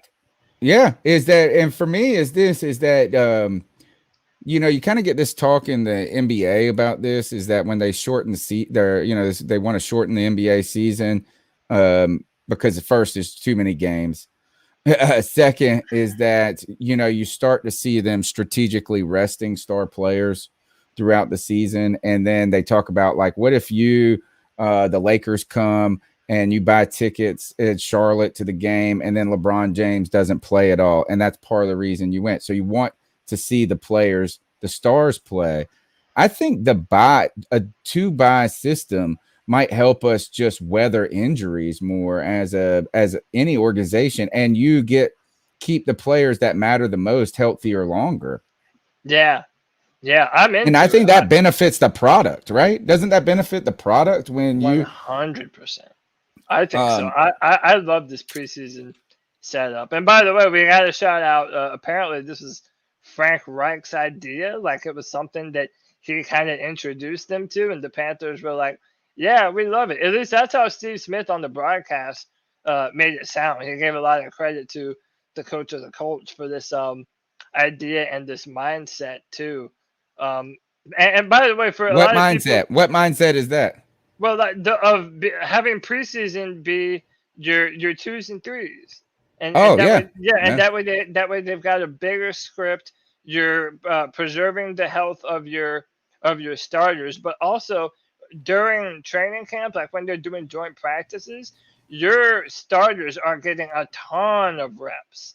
So it's not like they're losing out. They're getting more during joint practices together, but that game time is dedicated directly to the backups showing their stuff, but also emulating more of a real game environment with a real script. You're not in there for a couple plays. Like, a lot of those guys were out there all day, and we have a bunch of film on these guys. And by the way, I've been someone that has been saying the Panthers are in desperate need of preseason games just because we have so many uncertainties. And we're so young. Depth chart too. We're so young. I mean, even the players that we're going to be counting on this season as being stars. Look, J.C. Horn didn't play today. And not that I actually don't have a problem with that either. Like, if J.C. Horn gets hurt in the preseason, this secondary is going to be a mess before it gets started, right? And one other thing is that some of these some of the players, it's very hard to know how to turn it on and off. And sometimes taking your foot off the gas actually gets you hurt even more so in some ways, like playing scared. But I don't know if you guys remember, Steve Smith broke an arm or a leg in a preseason game a long time ago. And it was like it derailed like the 2007 season right away or something. Is that he broke his leg or arm. I can't remember which one it was. And you know what he was doing? He was jumping over a player in a meaningless game trying to get out of bounds or something. Right. So I don't really have a problem with that. Oh, high praise from Smitty today for J.C. Horn. Not only was he talking about the pedigree, but he said that he looked like a bigger Chris Gamble. Yeah. And he said that the Panthers hadn't had a Chris Gamble since Chris Gamble. So I think that's kind of high praise. The best cornerback in Panthers history is he's comparing him too. The silhouette, he said, and the kind of light on his feet type play that he has. So I thought that was high praise for someone that Steve Smith, I don't feel like overly doles out praise for players. Right. Right. Like, I mean, he calls it like he sees it. All right, let's go to the next call. Hey guys, it's Joey. What up, Joey? Finally glad I got to watch some Panthers football, and I know it's only preseason, and I know, people shouldn't get freaked out about things like this, but Will Greer is Will Greer. Nothing new there. Nothing good there either. People that played real good, Chuba Hubbard. Kenny Robinson played like a beast. A lot of people, Terrace Marshall even played good today. But,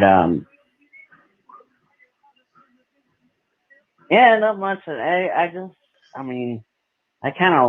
Troy Pride did some things occasionally last year, and like he got smoked today. For him to get hurt because maybe he would improve this year. He didn't need to get hurt, that's for sure. And Trent Scott was a penalty machine. Oh, and that thing where the refs were like, where the ref was, that one call we had, false start, everybody but the center. That was. Yes, that was legendary. That's the best one. Doesn't that fall in the center at that point? Anyway. And, I know J.C. Horn, to the best of my knowledge today. Didn't hear his name. Yeah, no starters. P.J. Walker played good. Sorry, I'm late. You might have already discussed this, but I just got back from the official grocery store of the Carolina Panthers. So anyway. Wow. Only buy what's on sale, Harris Teeter. That's the way I call it. I thought some cool things we saw today. I think the wide receiver core has been already identified. I think obviously DJ Moore, Robbie Anderson, Terrence Marshall Jr. I think David Moore was returning punts and played pretty well today. So that's 4. And I think 5 is Shi Smith. And I think that's all we keep. Say that lineup one more time. DJ. Yeah. Robbie. Yeah. Terrence. Yeah. Terrace. Yeah. Terrace. Thank you. Yeah. Actually, I would have been saying that wrong forever. Terrace, stand out on the Terrace Marshall Jr. Yeah, that's it. I had to learn the hard way. People corrected me on Twitter. David Moore, which is 4. And then Shi Smith. All right, maybe Brandon Zylstra. Yeah, he'll probably maybe Zylstra. If you keep 6, Zylstra. Well, David Moore, I think, is going to be the special teams returner, right? Like that's his game. Like that's going to be. I was hoping Shi Smith was going to do some of that stuff. That's a great question. Is they say Trent? Is it Trent Cannon? Trenton Cannon. He was supposed to be the kickoff returner. In fact, Matt Rule had a lot of praise for him being like their best special teamer. He said. Yeah, and then during training camp too, Chuba Hubbard had some good kickoff returns against the Colts. There was one that he took to the house, and then the very next one he had a 50-yarder too. So I think I agree with that wide receiver core more or less. Again, I also think that they want to keep 6 or 7 offensive linemen too, just to have meaningful depth, so that way Sam has that cushion of guys that he can depend on. But yeah, I think there's a lot of guys that are, that have been talked up, but inevitably they're going to end up finding their way off of this football team or potentially on the practice squad. That being one of them. I think Omar Bayless is a guy that I can see us wanting to keep on the practice squad. Maybe Brandon Zylstra. Again, I don't really think these guys make the team or are a meaningful contributor to any of our offense this year.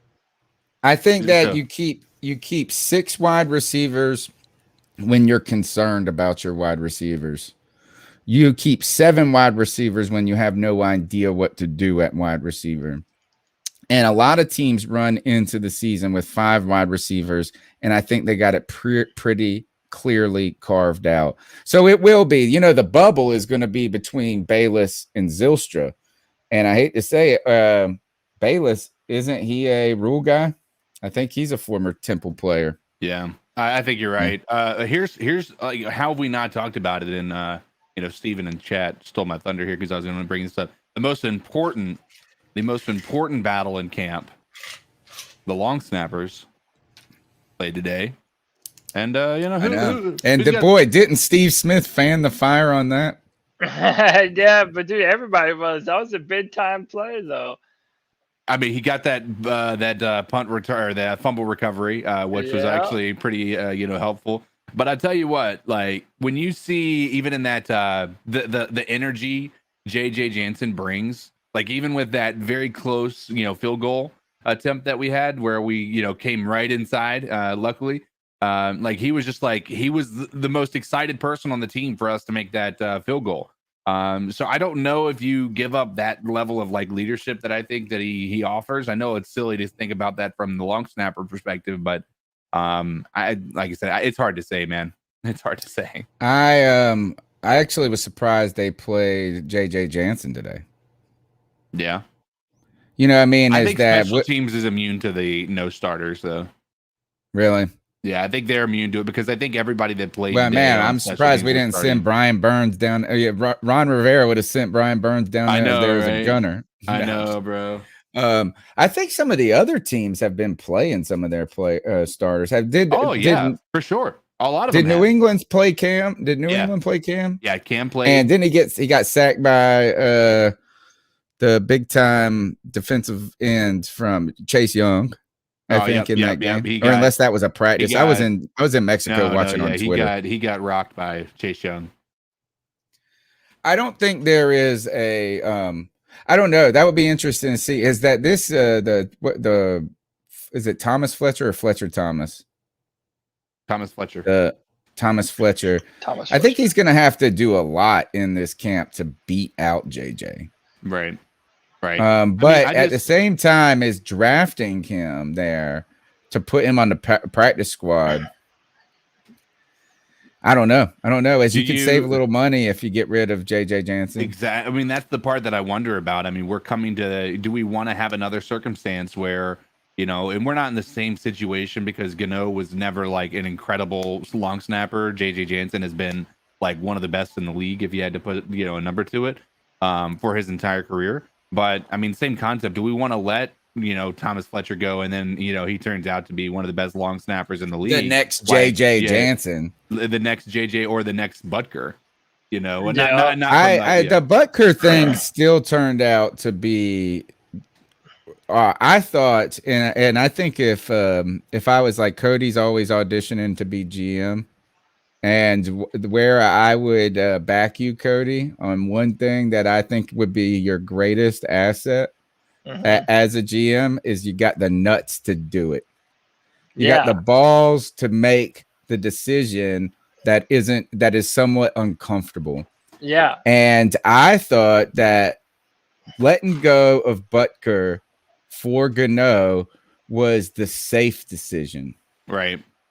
Like, it's not going to, we know it's not, but it wasn't the ballsy one. And then having the guts to go with your instinct is important. And I don't know if I think JJ Jansen, like you said, been better than Gano. Gano had one good year for us in 2015, maybe 2 good years for us. And he had one good year with the Giants last year.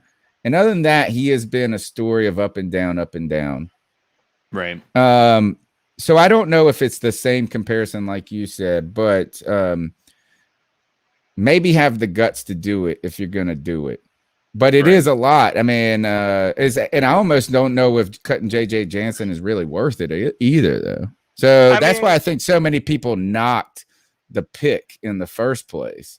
It is because you're going to get to this. Then you're going to put him on the practice squad. Then the damn Washington Redskins are going to come poach him. They also picked him over Trey Smith. Washington football team. They also picked him over Trey Smith, the right guard for Tennessee, who I was really, really high on. And apparently now he's already a starter for the Kansas City Chiefs. So, yeah. Oh, I think I saw something about him shining in their camp or something like that. Yeah, I was in love with Trey Smith. That would have been a day one starter at guard. I had him ranked inside my top 100 players. He fell all the way to like the 6th round or something crazy like that. And we took Thomas Fletcher over him. Yeah, listen. I don't think we got Thomas Fletcher till the 7th, though. He was like the last, almost like the second to last pick of the draft. Yeah. Point being, if we have him and and he can do the job, yeah, I'm sorry, cut JJ, man. Like, we're doing something new here. I want to be able to have more money on our team for us to be able to potentially fill out some holes in the middle of the season if we feel like we have a good team, but we want to bring in some other players to kind of bolster the roster right now. I lied Jared Allen in 2015 when we brought him in. So, I like having the money to spend, and if you drafted him and if he's good, then yeah, let him do his thing. Other than that, it was a wasted pick.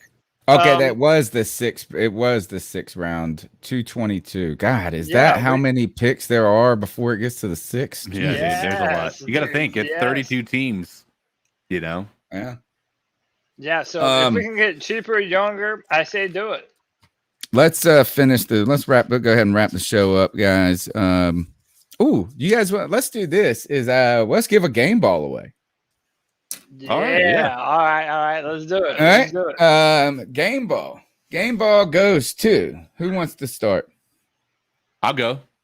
All right. Do it, man. Listen, I think that I would like to give my game ball to Marquise Haynes. I think that he made a big time play and was able to not only do a strip sack, but actually recover it himself as well. I would like to see the replay to see if he was actually down by contact or not, because I think he could have taken that to the house if he wasn't, but I didn't see a replay to see if he was or not. But I'm giving it to him. He came in, he had something to prove, and he played to show it.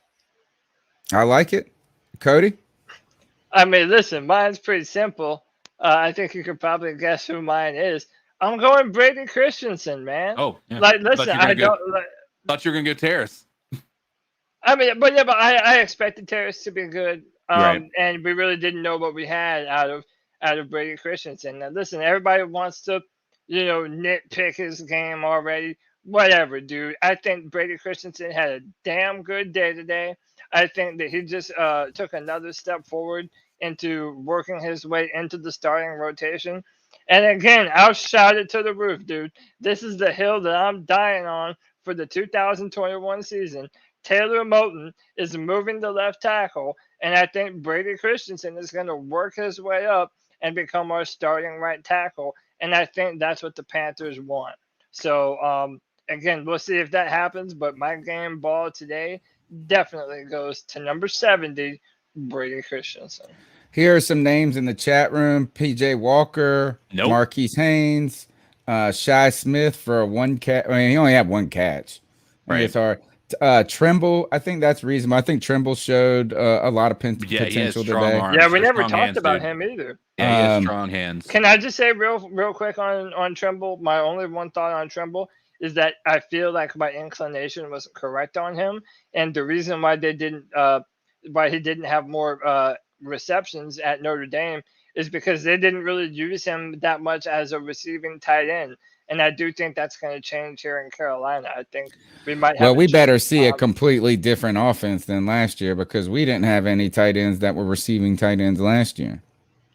Would you all be surprised if Tommy Trimble ends up kicking Ian Thomas to the curb? No.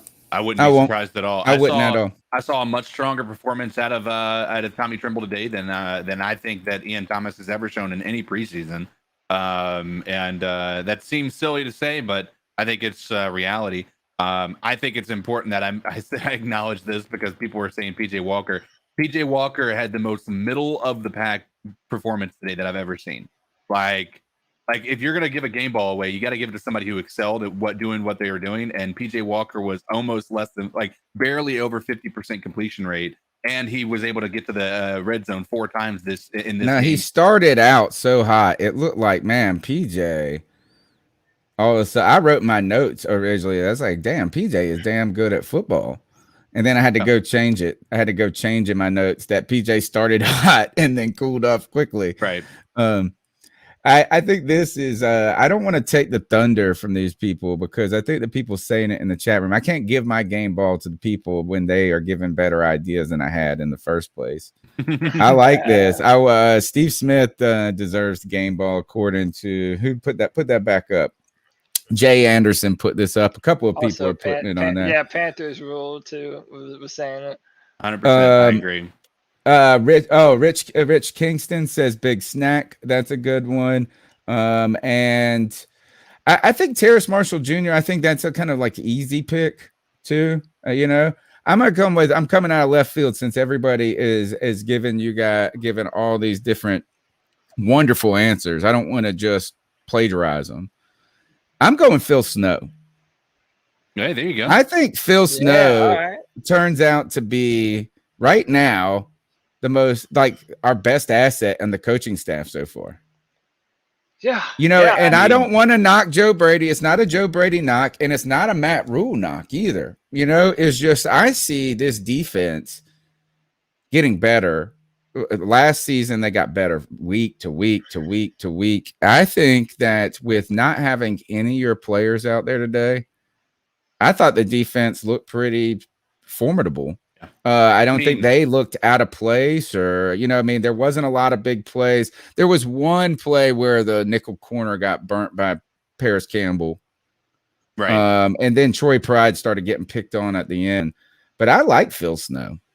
Yeah, I'm a Phil Snow fan. I also was a bit concerned about how bad the defense played there in the second half. Like we couldn't stop that third string offense whatsoever. Like even once. Like it was a very tough situation to witness. But other than that, I thought Snow was very good. Yeah, hit the like, people, like the man that said. All right, so we did the game ball. That's it, right? Nothing else. I think that's all for our post game show. Unless you guys have another player that stood out to you that we didn't cover. No, I don't think so. I think what we're gonna want to do is continue to do is look at what happens with this off. Actually, let's finish the show with this. What do you see? What do you want to see next week that builds on this performance? Right.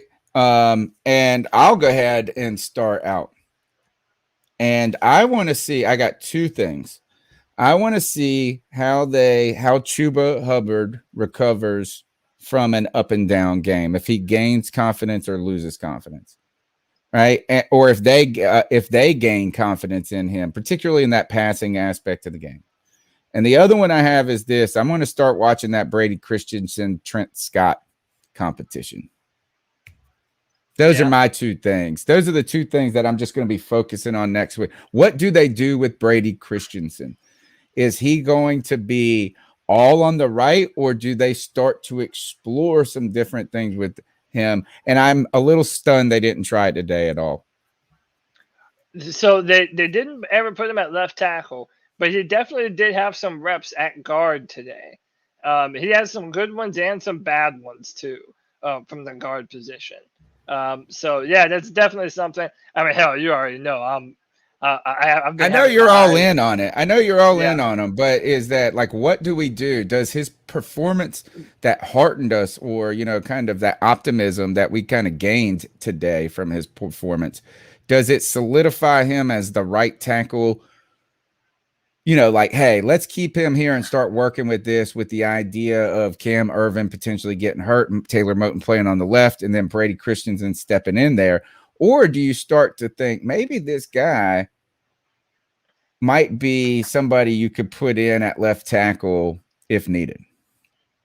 Yeah, I would like us to experiment with it at least, All right, so what do you want to see next week to build on this performance? Yeah, I would like to see some improved play from our defensive interior. I think our edge rushers did a good job, but I think outside of Rich from UK's game ball pick, aside from Snacks, Big Phil Hoskins, I didn't necessarily see a lot to love from our defensive tackle positions. They were okay. I felt like they even did good in the run defense, but I really don't feel like they did a tremendous job getting a ton of pressure into the backfield. Yeah. And I want to see more from our linebackers, man. I'm just going to continue to worry about this until I agree. see more from that. Our linebacker position right now is one of the weakest on our team. When I had been saying all along that it's safety, and it might not be safety, it No. might be that linebacker position. Did you see the Pittsburgh Steelers went out and got Joe Schober, Yeah, whatever, Joe Sherbert. Yeah, I for would a have loved sixth, that. for a sixth. Ah, But dude, it does come with a hefty salary. it does. But at the same point, wouldn't that have been worth it for us? Like knowing how bad we're hurting at that position, at least you would have Perriman, Jermaine Carter Jr., and Joe Schobert to add to that. Like at least we would have had something. Wouldn't be And the it's only, worst. yeah, and it's only a Just 6th think, you round just pick. traded Thomas Fletcher. They traded Thomas Fletcher for Schobert, whatever his name is. Yeah, dude, it could have been easy. And by the way, Scott Fitterer is a guy who likes to trade back in the draft anyway. So we inevitably would have recovered that pick even if we did send it away. So yeah, I wish that we would have done that. I don't know, man. There's still a lot of questions going forward. We'll have to All see, right. man. I think I have an idea of what CK should say. But go ahead, CK. What do you want to see next week? I want to see the biggest thing is I want to see the same I want to see the same opportunity given to Will Grier that was given to PJ Walker. Do I think he's going to do better than PJ Walker? I don't know. I think it's very possible they're very similar in their performance, which makes it even harder for them to make a decision. If he does the same things that PJ Walker did this year or this week, then I think that I would still prefer PJ Walker over top of him. I would like to see him maybe do more with what he's given. And so next week will be a big opportunity. If he gets that shot, that based on the press conferences that Rule has given, at least from the show notes that I'm reading up, it seems as though that he intends to give Grier the same opportunity that PJ Walker had. And i.e. meaning that there is no real true first or second or third string yet until they see an equal opportunity given to both. All right. Sounds good. All right. Let's go ahead and get out of here, guys. I think that's enough on preseason game number 1. You're listening to the C3 Panthers podcast.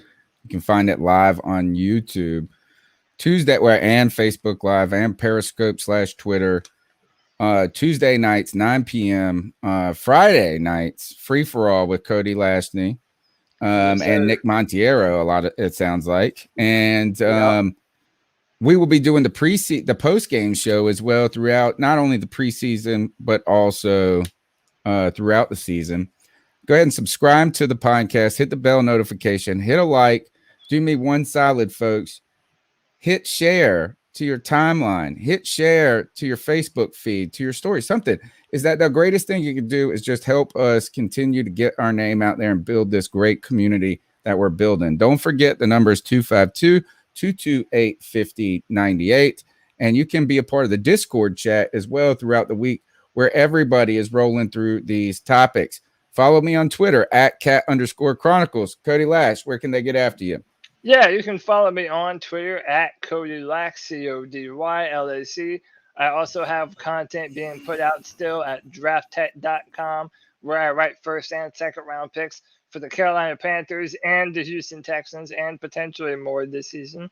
And as always, the Friday free-for-all is a real thing, ladies and gentlemen. Every Friday at 7 p.m., that's your show. Whatever you want the show to be about, you can come on and ask me. Do you think that I have a bad opinion on the offensive line? Come tell me about it, man. That's your show. You can come in and let your opinion be heard live I will be posting the link to the StreamYard in the description and in the chat of those shows. It's a fun time, man. I think that show is going to continue to get bigger as we move into the season. And Nick Montiero and Kevin Boshoven, they've been coming through every single time. The Bat Daddy has shown up 2 times in a row now too. So that's awesome, man. That's pretty fantastic. All right, and don't forget iTunes, TuneIn, Stitcher, wherever you get your podcast, we're there. Spotify, find us there. Listen to the audio podcast again. Give ratings, whatever it can, just to help to continue to build the brand, build the name. CK, where can they find your work at? You can find me again pretty much everywhere, but my main squeeze for streaming is going to be on Facebook. Gaming, you can go look me up at codizzle_Allen.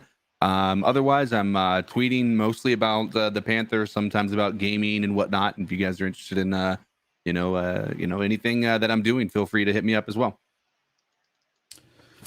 All right, that's it, guys. Until next, when is the Panthers' next game? The Ravens? Is it next Saturday? When is it? I can pull it up real quick. No, it's I believe it's a Sunday. Oh, I got it right here. Hang on. It is 8/21, which is a Saturday. Yeah, it's a Saturday. Okay. All right. So it's look a for late us. one too. Oh God. All right. Yeah. Our next 2 are late ones. How late? Ravens is 7, and the Pittsburgh game is 7:30. Okay, So the game will be over. I think I can handle that. Yeah, I think I can handle that, and we'll keep it hopefully as brief as possible. If we get to an 8, if it was a 9 o'clock game, I'd say let's just do it the next day. All right. That's the C3 Panthers podcast. Follow, subscribe, like, do all that. We all love y'all. Keep pounding. We'll see you Tuesday, Friday, and now Saturday. Let's rock and roll. Take us out of here, Cody.